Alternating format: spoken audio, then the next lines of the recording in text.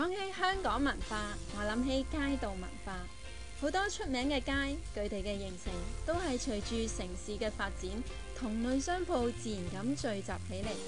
久而久之，隨住人群嘅活動，呢啲街道慢慢演變出各自嘅特色，散發住本土嘅地方文化色彩，就好似海味街、廟街、女人街、雀仔街咁。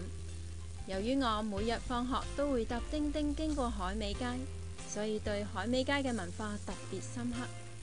喺嗰度至少有超過200間參茸海味鋪，各式各樣嘅參茸海味，例如魚翅、鮑魚咁，通通一應俱全，而且價錢平，所以幾受街坊街里歡迎。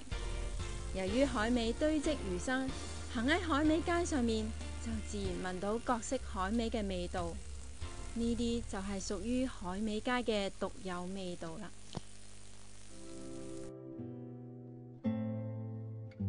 不過呢啲地道文化特色慢慢被都市化蠶食。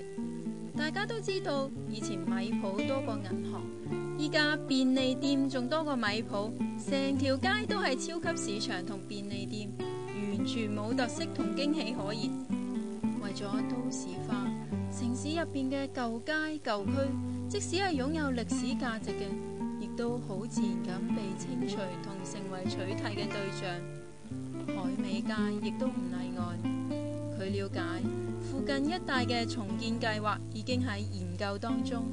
喺重建計劃入邊，極其量亦都只可以保留海味街嘅其中一小段。嗰陣時，海味街嘅街道文化，以至海味街嘅味，最後亦都成為我哋嘅集體回憶啦。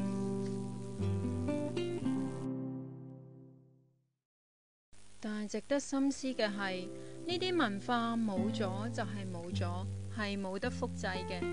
因為本土文化係喺舊城區入邊土生土長，同市民生活脈搏相依為命嘅。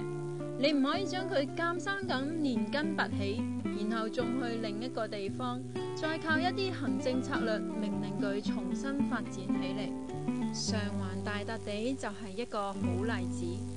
喺80年代被拆咗之後，嗰度嘅文化亦都被徹底破壞。後來雖然重新設立，但冇咗熱鬧嘅唱大戲，冇咗即場度身嘅裁縫師，又冇咗形形色色嘅流動風味小食攤檔，只係同一般跳蚤市場差唔多，失去咗傳統大笪地嘅風味，所以唔夠1年嘅時間就慘淡收場。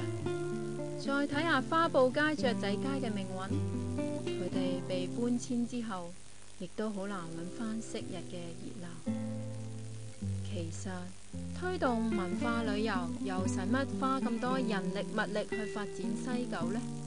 文化本來就喺我哋身邊，香港嘅街道文化多元而豐富，足以令我哋自豪，因為佢都反映咗市民嘅真實生活，散發住本土獨有嘅文化色彩。